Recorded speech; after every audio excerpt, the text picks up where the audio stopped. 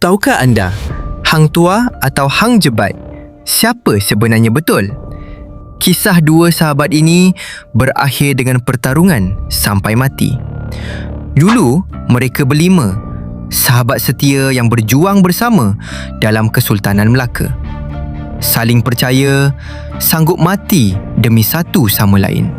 Tapi semuanya berubah bila Hang Tuah difitnah di istana. Tanpa usul periksa, dia dijatuhi hukuman bunuh oleh Sultan. Bila berita itu sampai, Hang Jebat hilang sabar. Dia bangkit memberontak, menguasai istana kerana menganggap raja berlaku zalim. Bagi Jebat, sahabat yang tidak bersalah telah dikhianati. Baginya, keadilan lebih penting daripada kesetiaan. Namun hakikat sebenar, Hang Tuah tidak dibunuh.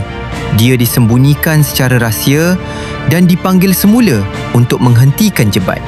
Akhirnya, dua sahabat ini bertembung, bukan lagi sebagai kawan, tapi sebagai musuh. Pertarungan sengit berlaku hingga salah seorang tewas.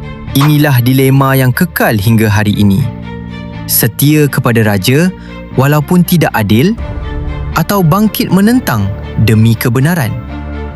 Kalau anda di tempat mereka, apa pilihan anda?